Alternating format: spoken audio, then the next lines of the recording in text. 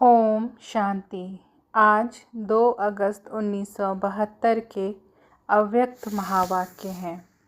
हर कर्म विधि पूर्वक करने से सिद्धि की प्राप्ति। टाइटल है हर कर्म विधि पूर्वक करने से सिद्धि की प्राप्ति। अपने को विधि द्वारा सिद्धि प्राप्त समझते हो, क्योंकि जो भी पुरुषार्थ करते हैं, पुरुषार्थ का लक्ष्य ही है सिद्धि को पाना। जैसे दुनिया वालों के पास आजकल रिद्धि सिद्धि बहुत है, उस तरफ है रिद्धि सिद्धि और यहाँ है विधि से सिद्धि। यथार्थ है विधि और सिद्धि, इनको ही दूसरे रूप में लेने के कारण रिद्धि सिद्धि में चले गए हैं। तो अपने को सिद्धि स्वरूप समझते हो। जो भी संकल्प करते हो, अगर यथार्थ विधि पूर्वक है तो उनकी रिजल्ट क्या निकलेगी? सिद्धि। तो हर संकल्प व कर्म अगर विधि पूर्वक है तो सिद्धि ज़रूर होती है। अगर सिद्धि नहीं है तो विधि पूर्वक भी नहीं है। इसलिए भक्ति में भी जो कार्य करते हैं व कराते हैं, वैल्यू उसकी विधि पर होती है। विधि पूर्वक होने कारण उस सिद्धि का अनुभव करते हैं। सभी शुरू तो यहाँ हुआ है ना, इसलिए पूछ रहे हैं। सिद्धि स्वरूप अपने को समझते हो व अभी बनना है। समय के प्रमाण दोनों ही फील्ड में रिजल्ट अब तक 95% ज़रूर होनी चाहिए, क्योंकि जैसे समय की रफ्तार को देख रहे हो और चैलेंज भी करते हो, तो जो चैलेंज की है वह संपन्न तब होगी जब आप लोगों की स्थिति संपन्न होगी। यह जो चैलेंज करते हो वह परिवर्तन किसके आधार पर होगा? उसका फाउंडेशन कौन है? आप लोग ही फाउंडेशन हो ना। अगर फाउंडेशन तैयार हो जाए तब फिर उसके बाद नंबरवार राजधानी भी तैयार हो। तो जिन्हों को राज्य करने का अधिकारी बनना है, वह अपना अधिकार नहीं लेंगे तो दूसरों को फिर नंबरवार अधिकार कैसे प्राप्त होगा? जो विश्व परिवर्तन का कार्य होना है, वह जब तक आप लोगों की स्थिति विधि द्वारा सिद्धि को प्राप्त न हुई होगी, तो इस विश्व कल्याण के कर्तव्य में भी कैसे सिद्ध होंगे? पहले स्वयं की सिद्धि होगी। इतना बड़ा कर्तव्य इतने थोड़े समय में संपन्न करना है तो कितनी तेज स्पीड होनी चाहिए? इसके लिए कोई प्लान बनाते हो? स्पीड को कैसे पूरा करेंगे? सिद्धि स्वरूप बने, अर्थात संकल्प किया और सिद्धि प्राप्त हो। यह है 100% सिद्धि स्वरूप की निशानी। कर्म किया और सिद्धि प्राप्त। जब साधारण नॉलेज के आधार पर रिद्धि सिद्धि को प्राप्त कर सकते हैं, तो यह श्रेष्ठ नॉलेज के आधार पर विधि से सिद्धि को नहीं प्राप्त कर सकते। यह चेकिंग चाहिए, कौन सी विधि में कमी रह जाती है, जो फिर सिद्धि भी संपूर्ण नहीं होती। विधि को चेक करने से सिद्धि ऑटोमेटिकली ठीक हो जाएगी। इसमें भी सिद्धि ना प्राप्त होने का कारण, मुख्य कारण यह है जो एक ही समय तीनों रूप से सर्विस नहीं करते। तीनों रूपों और तीनों रीति से एक समय करना है। नॉलेजफुल, पावरफुल और लवफुल। लव और लॉ दोनों साथ साथ आ जाते हैं। इन तीनों रूपों से तो सर्विस करनी ही है, लेकिन तीनों रीति से भी करनी है, अर्थात मनसा वाचा कर्मणा। तीनों रीति से और एक ही समय तीनों रूप से करनी है। जब वाणी द्वारा सर्विस करते हो तो मनसा भी पावरफुल हो। पावरफुल स्टेज से उनकी मनसा को भी चेंज कर देंगे और वाणी द्वारा उनको नॉलेजफुल बना देंगे। और फिर कर्मणा सर्विस, अर्थात जो उनके संपर्क में आते हैं, वह संपर्क ऐसा फुल हो जो ऑटोमेटिकली वह महसूस करें कि यह कोई अपने गॉडली फैमिली में पहुंच गया हूँ। वह चलन ही ऐसी हो जिससे वह फील करें कि यह मेरी असली फैमिली है। अगर इन तीनों रीति से उनकी मनसा को भी कंट्रोल कर लो और वाणी से नॉलेज दे, लाइट माइट का वरदान दो और कर्मणा अर्थात संपर्क द्वारा अपने स्थूल एक्टिविटी द्वारा गॉडली फैमिली का अनुभव कराओ तो इस विधि पूर्वक सर्विस करो तो सिद्धि नहीं होगी। एक ही समय तीनों रीति और तीनों रूप से सर्विस नहीं करते हो। जब वाचा में आते हो तो मनसा जो पावरफुल होनी चाहिए वह कम हो जाती है। जब रमणीक एक्टिविटी से किसको संपर्क में लाते तो भी मनसा जो पावरफुल होनी चाहिए वह नहीं रहती है। तो एक ही समय तीनों अगर इकट्ठी हों तो सिद्धि ज़रूर मिलेगी। इस रीति से सर्विस करने का अभ्यास और अटेंशन होना चाहिए। संबंध में नहीं आते, डीप संपर्क में नहीं, ऊपर ऊपर के संपर्क में आते हैं। वह ऊपर का संपर्क अल्पकाल का रहता है। भले लव में लाते भी हो लेकिन लवफुल के साथ पावरफुल भी हो। उन आत्माओं में भी पावर भरे जिससे वह समस्याओं का, वायुमंडल का, वाइब्रेशन का सामना कर सदा काल संबंध में रहें।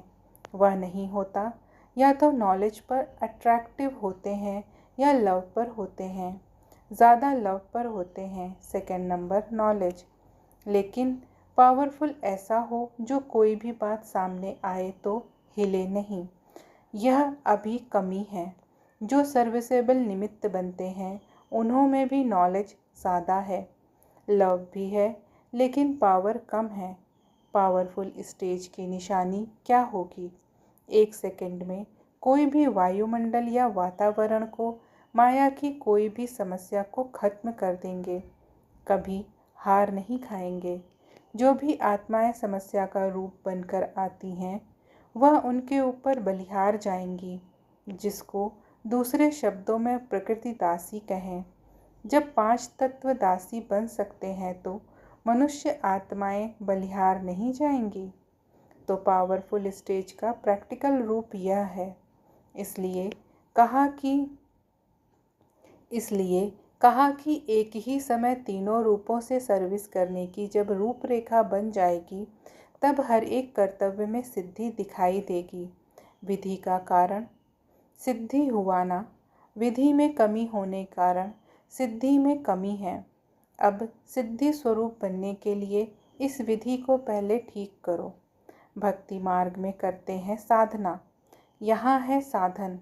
साधन कौन सा? बाप दादा की हर एक विशेषता को अपने में धारण करते करते विशेष आत्मा बन जाएंगे। जैसे इम्तिहान के दिन जब नज़दीक होते हैं तो जो कुछ स्टडी की हुई होती है, थ्योरी व प्रैक्टिकल दोनों को रिवाइज कर और चेक करते हैं कि कौन सी सब्जेक्ट में क्या क्या कमी रही हुई है। इसी प्रकार अब जबकि समय नज़दीक आ रहा है तो हर सब्जेक्ट में अपने आप को देखो कि कौन सी कमी और कितनी % तक कमी रही हुई है। थ्योरी में भी और प्रैक्टिकल में दोनों में चेक करना है। हर एक सब्जेक्ट की कमी को देखते हुए अपने आप को कंप्लीट करते जाओ। लेकिन कंप्लीट तब होंगे जब पहले रिवाइज करने से अपनी कमी का मालूम पड़ेगा। सब्जेक्ट को तो जानते हो, सब्जेक्ट को बुद्धि में धारण किया है व नहीं, उसकी परख क्या है। जैसे सिद्धि की % बढ़ती जाएगी तो टाइम भी वेस्ट नहीं जाएगा। थोड़े टाइम में सफलता जास्ती मिलेगी। इसको कहा जाता है सिद्धि। अगर समय ज़्यादा, मेहनत भी ज़्यादा करते हो फिर सफलता मिलती है तो इसको भी % कम कहेंगे। सभी रीति से कम लगना चाहिए, तन भी कम, मन के संकल्प भी कम लगें। नहीं तो संकल्प करते हो, प्लान बनाते बनाते मास 1.5 लग जाता है तो समय और संकल्प व अपनी जो भी सर्वशक्तियाँ हैं उन सर्वशक्तियों के खजाने को ज़्यादा काम में नहीं लगाना है। कम खर्च बाला नशीन। संकल्प वही उत्पन्न होगा जिससे सिद्धि प्राप्त हो ही जाएगी। समय भी वही निश्चित होगा जिसमें सफलता हुई पड़ी है। इसको ही कहते हैं सिद्धि स्वरूप। तो सर्व सब्जेक्ट्स में हम कहाँ तक पास हैं, इसकी परख क्या है? जो जितना जिस सब्जेक्ट में पास होगा उतना ही उस सब्जेक्ट के आधार पर ऑब्जेक्ट और रिस्पेक्ट मिलेगा।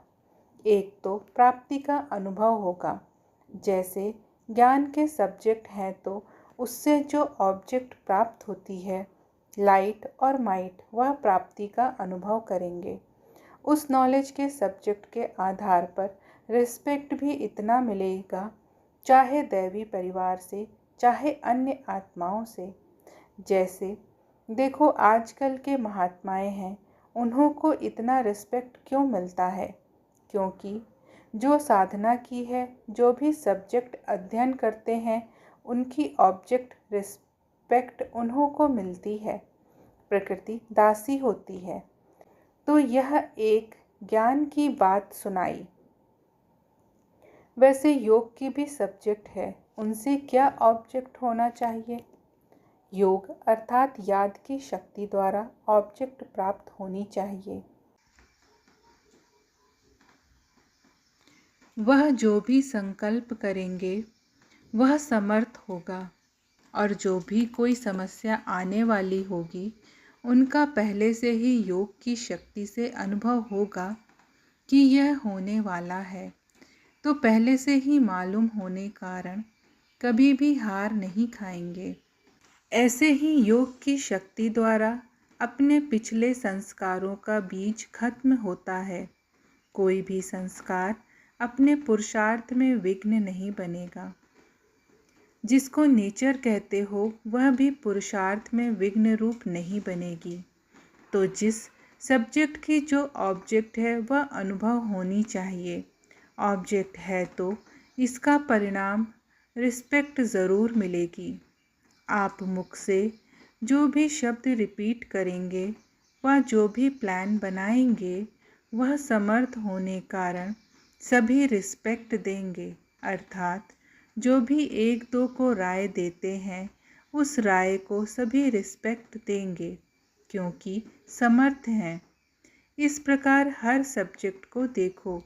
दिव्य गुणों की वह सर्विस की सब्जेक्ट है तो उसकी प्राप्ति यह है कि नज़दीक संपर्क में और संबंध में आना चाहिए। नज़दीक संपर्क संबंध में आने से ऑटोमेटिकली रिस्पेक्ट ज़रूर मिलेगी।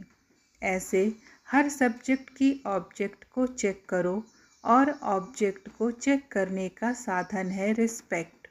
अगर मैं नॉलेजफुल हूँ तो जिसको भी नॉलेज देती हूँ वह उस नॉलेज को इतना रिस्पेक्ट देते हैं।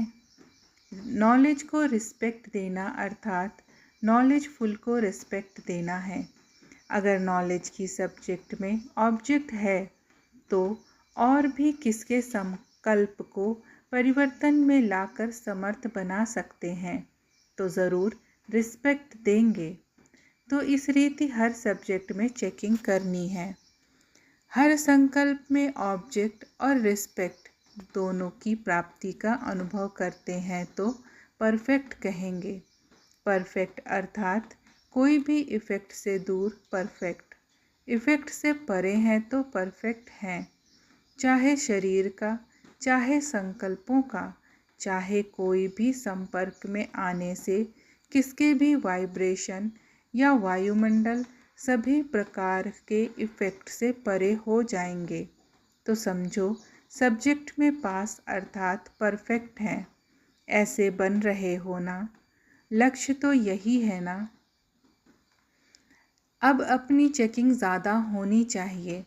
जैसे दूसरों को कहते हो कि समय के साथ स्वयं को भी परिवर्तन में लाओ, वैसे ही सदैव अपने को भी यह स्मृति में रहे कि समय के साथ साथ स्वयं को भी परिवर्तन में लाना है। अपने को परिवर्तन में लाते लाते सृष्टि परिवर्तन हो जाएगी। अपने परिवर्तन के आधार से सृष्टि में परिवर्तन लाने का कार्य कर सकेंगे। यही श्रेष्ठता है जो दूसरे लोगों में नहीं है। वह सिर्फ दूसरों को परिवर्तन करने के यत्न में है। वहाँ स्वयं के आधार से सृष्टि को परिवर्तन करते हो।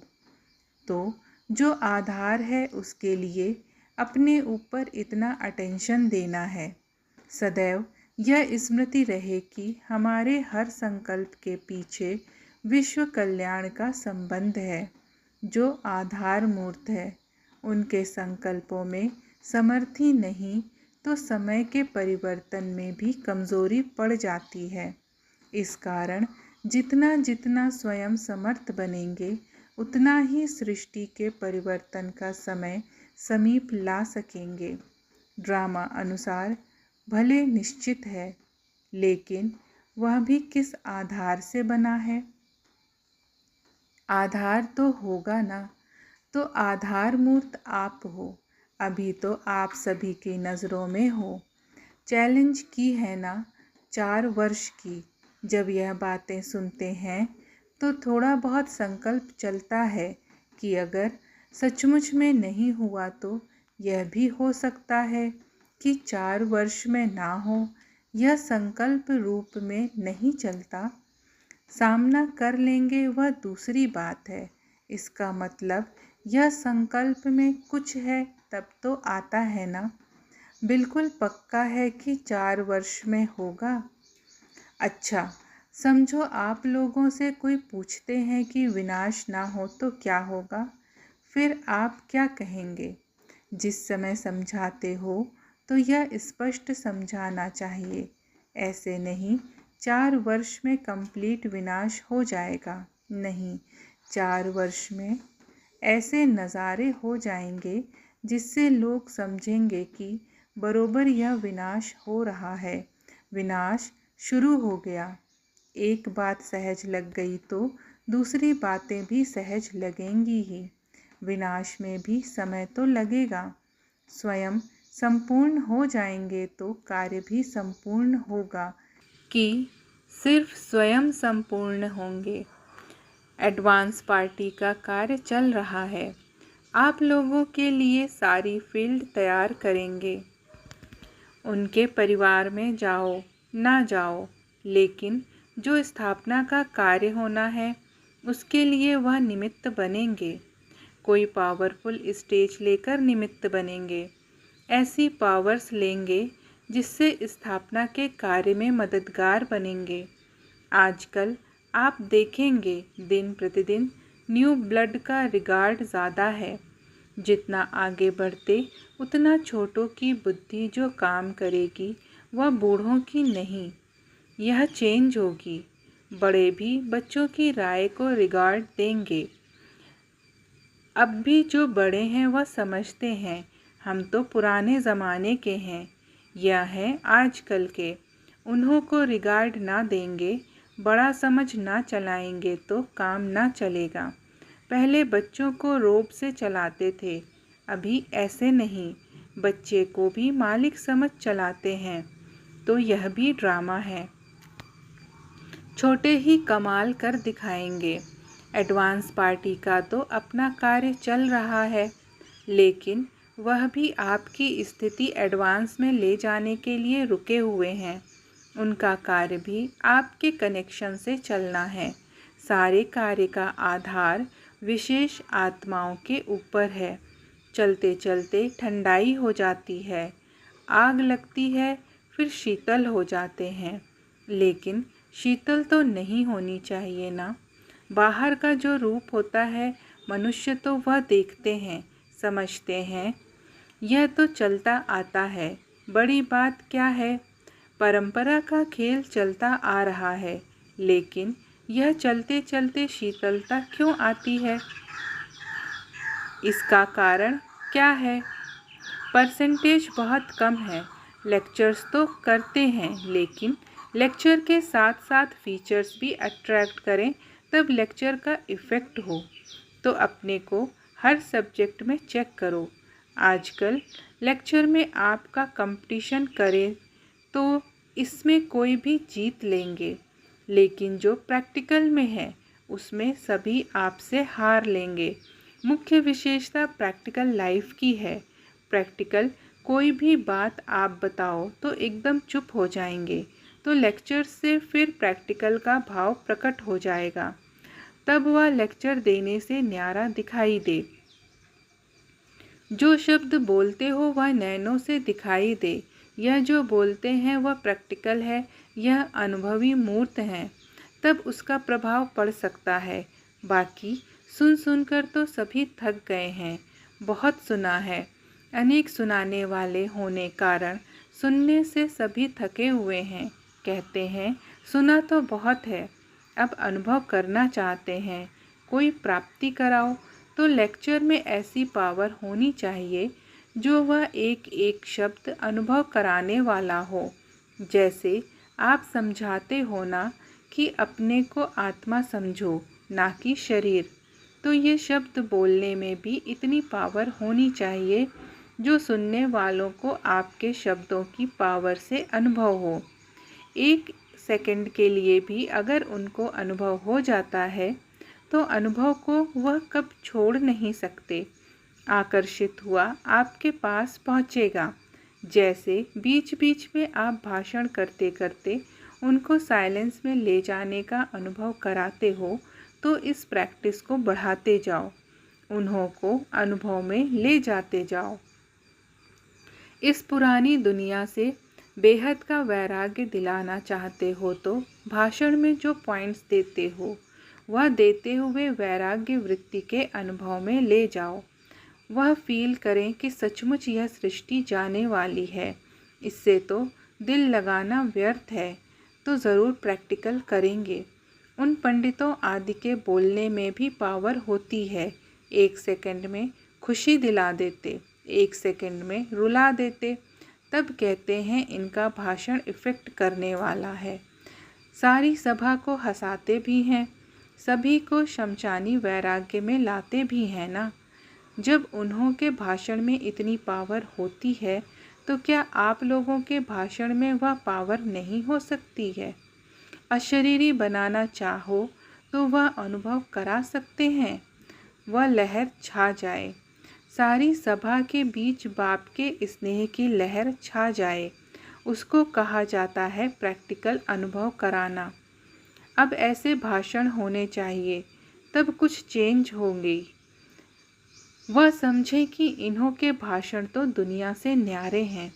वह भले भाषण में सभा को हंसा लेते, रुला लेते, लेकिन अशरीरीपन का अनुभव नहीं करा सकते। बाप से स्नेह नहीं पैदा करा सकते। कृष्ण से स्नेह करा सकते, लेकिन बाप से नहीं करा सकते। उन्हों को पता नहीं है, तो निराली बात होनी चाहिए। समझो, गीता के भगवान पर पॉइंट्स देते हो, लेकिन जब तक उनको बाप क्या चीज़ है, हम आत्मा है, वह परमात्मा है, जब तक यह अनुभव ना कराओ तब तक यह बात भी सिद्ध कैसे होगी। ऐसा कोई भाषण करने वाला हो जो उन्हों को अनुभव कराए। आत्मा और परमात्मा में रात दिन का फ़र्क है। जब अंतर महसूस करेंगे तो गीता का भगवान सिद्ध हो जाएगा। सिर्फ पॉइंट से उन्हों की बुद्धि में नहीं बैठेगा और ही लहरें उत्पन्न होंगी। लेकिन अनुभव कराते जाओ तो अनुभव के आगे कोई बात जीत नहीं सकती। भाषण में अब यह तरीका चेंज करो। अच्छा, ओम शांति।